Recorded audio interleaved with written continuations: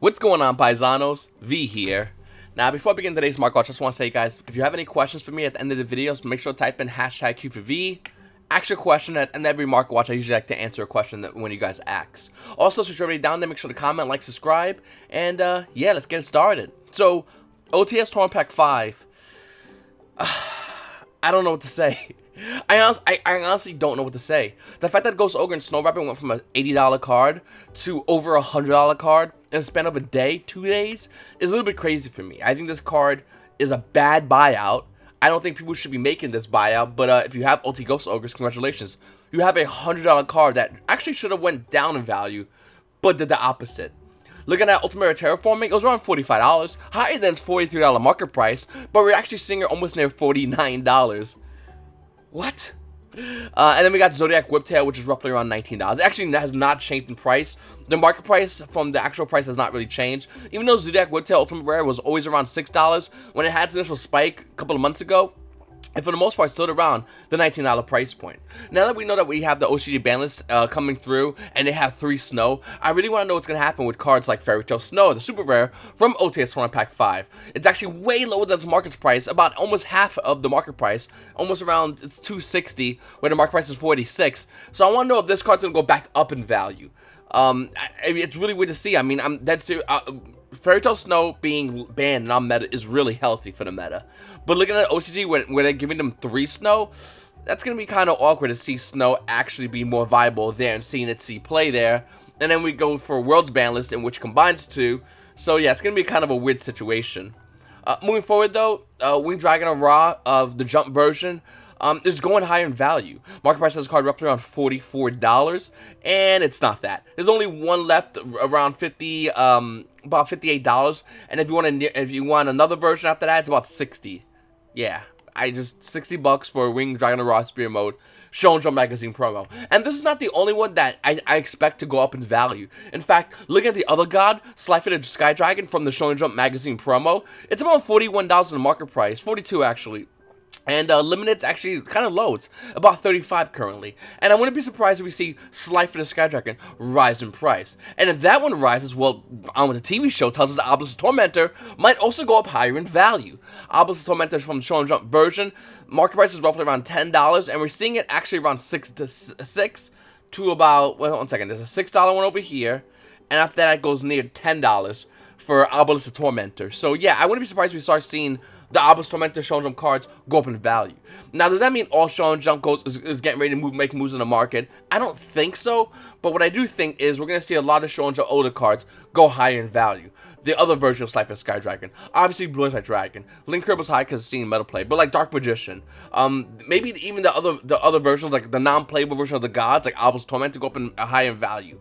Red Eyes Darkness Metal Dragon might go lower in value, and we're seeing it go a little bit low. Actually, it's stabilizing, but we're seeing it might go low in value, being the fact that Yu-Gi-Oh players holding these cards might get a little bit worried with the OCG ban list banning Red Eyes Darkness Metal Dragon, and it being a possible contender to be banned here in the TCG ban list.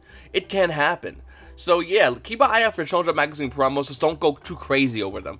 Up next, guys, Pot of Duality. Now, I keep going back and forth on Pot of Duality. When it originally spiked from its original $50 price point to over $100, I covered it, and now I'm going to cover it back now. Its market price is roughly around $55, and it's not that. It's actually roughly around $84 for Ultimate Rare Pot of Duality. At one point, it was hitting around 70s, maybe late 60s, early 70 price points, but now it's going higher in value for Ultimate Rare Pot of Duality. Damn. I actually want to play set of these, and that price point is way too high that I would personally pay for it. Up next, Assault Armor. Came out in DT4, market price is actually around 48 cents if you can find it, but it's bought out currently in the market. Assault Armor from Dual Terminal 4. Equip only to a warrior type monster. That is the only monster you control. It gains 300 attack. During the main phase, you can send this equip card to the graveyard. If the equipped monster can attack twice during this turn. Okay, so warriors swing twice the card. If you want another version, you can buy the original rare version that came out in Christmas Crisis. It's like 20 cents. But yeah, as far as DTs, they're all sold out on the market. Up next, Meister. Another card that came out in Star Trek Blast. The secret version. Market price has a card roughly around $6. On first edition that you played, 10s. As far as the mint, it's gonna go a lot higher. It's gonna be almost near $15. First edition that you played is around $10 as well. for Skullmeister. Now, to be honest with you, I'm not a big fan of this card. I think it's a good card, but I'm not too crazy on this card. If you have it, I would recommend selling it because it's really overpriced right now. And then wait till it goes back lower in value. Also, Skullmeister also got another reprint which came out called DUELIST. As a super rare, it's like 10 cents. Yeah, it's 10 cents. And then common in the structure deck power code Link. Another card that Discord, my Discord, everybody else keeps asking me to talk about is Gate Blocker. Negate the effect of your opponent's field spells. Your opponent cannot place counters on cards on the field. Your opponent cannot target other monsters you control for card effects. Gate Blocker is a level 4 monster that has this effect. It only came out in Dragons of Legends. The price point of this card currently is around 30 cents. First edition, lightly played, 40 cents. And the thing about this card, even though it's not a bad card, if the attack and defense were swapped, it'd be a little bit more viable. Being the fact this card only has 100 attack, I'm not too crazy over this card. Now, we would have to see what happens with the structure, the spellcaster structure coming out that has, you know, counters all over the place. And maybe it might have viability. But currently, right now, it's a cheap card, and we don't know nothing really about the spellcaster structure deck, whether it will have viability within a meta or not. So, it's up to you whether you want to get this or not. It's actually kind of cheap if you do want to pick a play setup, but once again, it's up to you. Moving forward, guys, Anti-Spell Fragrance is a phenomenal card. That looks like it's a good card. And even though Gate Blocker is a cheap alternative, Anti-Spell Fragrance is phenomenal against Pendulums. You activate it, Pendulums can't Pendulums, and you win. That simple. Also good against Sky Strikers as like an extra icing on the cake. Now, I always get confused with which version I want. The Power Chaos, Yugi Destiny, the Prismatic Secret Rare, or the Dual Terminal. Dual Terminal currently right now is a little under $5, and that's roughly around its market price. But if you want the Power Chaos one, it's going to be a little bit more. Market price has a card almost near $8, and as far as finding one that's lightly played, near mint, it's about $9 to $10. So it's a little more for the Secret Rare version of this card. It's up to you which one you want, to be honest with you. But definitely a good card to hold. Now, obviously, you don't need these versions. Anti-Spell Fragrance had a ton of reprints, and we can see them over here, from commons to super rares, ultra rares. So it's up to you which one you want to get. Just make sure to have some of these cards put to the side for yourself in case that spellcaster deck does become good. I mean, you most likely have these cards put to the side from the previous formats in which this card was seeing a ton of side deck play as a main floodgate. Up next, Infernity Mirage. Came out in Shark and Darkness. Market price has card roughly around $7, and it's about 9s. After that one's gone, it actually hits around $18 for Infernity Mirage. I believe there's an Infernity FTK running around, and that's why a lot of Yu-Gi-Oh players are running to grab this card. To be honest, Infernity Mirage was always a pretty expensive card, and I never really wanted to pick this card up, and I still don't. As far as the FTK, we would have to see still. I don't see nothing doing anything right now in the FTKs. We had another version kind of like this where everything was bought out for like a Cyberslime FTK. Anyone remember that? Or did we all forget about that? Like a Cyberslime FTK that did absolutely nothing. It was a viable way to kill someone, but it just never panned out because Yu-Gi-Oh players would not bring it to Yu-Gi-Oh events because, you know, bringing an FTK to Yu-Gi-Oh events, and then if you don't get a high ratio of pulling off that FTK or dealing with hand traps, you basically lose. So that never happened with the Cyberslime FTK. Well, we would have to see what happens with the Infernity Mirage FTK. I doubt it's going to be a thing, to be honest with you. Up next, Winged Dragon and Raw Spear Mode. It's calming down a little bit. Market price of the Ultra version is roughly around $19. First edition light plays about $25. It's still pretty expensive. Nowhere near is where it was, what, a week ago when it was like 35s, 40s for the Ultra Rare. Looking at Spear Mode from the Circuit Break to Super Rare, it's around $7, almost near $8, which is around its market price. And even though, yeah, these cards are expensive, I still think these are very, very needed cards within the meta of the game currently right now. Play against Salamangreats, the ideal board wants to have 3 monsters on board. Play against Danger Variants, they want to have 3 monsters on board. A lot of decks, for the most part, with the exception of what, Sky Strikers and maybe Altergeist and Subterrors, want to put a lot of monsters on board. So looking at Winged Dragon around Spear Mode, you're kind of going to want to have this on your side because it's good against a lot of decks. Moving forward, Torghast from the Underworld. Ultimate Rare has been bought out again. The card's at 50, rose to 70, around the 70s, where we see over here the market price around $73. From $73, it's actually around $95 for Ultimate Rare Torghast of the Underworld. $95 for OT Torghast. I'm still saying what I said earlier. It'd be great if Konami made Torghast go to 2, just for the lulz. Anyone holding Ultimate Rare Torghast would have a hard decision. Buy the other ulti, or sell your current one and downgrade to another rarity, like Secret Rare, which is around a $16 market price. Or Dual Saga version, which is like $2. Still good versions. Up to you guys. Let me know what you guys think in the comment section below. Solemn Warning is a card I guarantee you, I feel like by tomorrow's market watch, maybe the day after, I think we might see this card go up higher in value. And the reason's simple. Looking at the OCG ban list, they have 3 warnings, which is insane. Think about it. In current meta, everyone's playing Denko Sucker, everyone's playing Inspector Border, and with Solemn Warning going to 3 in the OCG meta, that's no longer a real issue. Also good against Guru Control, which relies on one monster. Now, looking at Solemn Warning Ultimate Rare, the highest version of the card currently, market price has this card roughly around $26, and Unlimited plays around $24s. As far as the first edition Solemn Warning, well, that's going to be a little bit more expensive. For first edition Solemn Warnings, we're going to be looking roughly around $47.50, about $48. Easily going around $50 for an Ultimate Rare Solemn Warning. So, it doubles in price for the most part. Solemn Warning is a card that's definitely seen play in the OCG, and I guarantee you in their deck profiles, it would absolutely see a ton more play. And even though other guys that's heavily hit in the OCG, they could easily play Solemn Warnings and easily proc multi-faker afterwards. It's kind of cool, actually. Even though they have one multi-faker, it's whatever. Looking out current meta, seeing Solemn Warning get bought out isn't shocking at all to me, to be honest with you. I wouldn't be surprised whatsoever if this card went up higher in value. So, it's up to you whether you want to grab this one or not. As far as other versions of Solemn Warning, obviously you have the Ultra Rare from the original print, and, right, where is it? Okay, highest version, you have the Ultra Rare from Duelist Revolution, but ideally the Duelist Saga version is relatively inexpensive, and there's not many in the market. Now, obviously you see this one guy listed over here for 18 versions of these, but as far as, like, pages in the market, there's 3 pages, and that's it. It kind of reminds me a lot like Effect Failure, and how Effect Failure was like this too, where it was relatively inexpensive, nobody was looking at it, $3 to $4, and then it goes, you know, it shows viability within the meta, and everyone buys it up, and now Effect Failure's Dual Sagas are hitting some pretty dumb numbers. Well, with Solemn Warning, I wouldn't be surprised if this does the exact same thing. If we was to get Solemn Warning to even 2 off the ban list, this will get bought out easily. We have an 18 and a 10 wall. After that, it's 1s and 2s all over the place. You got a 4 over here, a 5 over here, but for the most part, everything would spike up crazy high in value. And Solemn Warning would easily, without a doubt in my mind, be a $15 Ultra from Duelist Saga. Kind of like what Effect Failure is doing. And it's up to you guys whether you want to grab these now, or you just want to wait and not really touch it and see what happens. Personally speaking, I'm personally looking to grab a playset of Solemn Warning Ultra Rares from Duelist Saga, just in case. I don't want to be left out in the code, you know, paying $15 for this Ultra Rare. It's kind of insane. Up next, Denglong, another card that is a great contender to come off the ban list. Denglong was hit for a long time, you know, in Yang Zing years, hella long. And look at Denglong right now, only came out Invasion Vengeance. Market price is around $2.60. It's going higher already.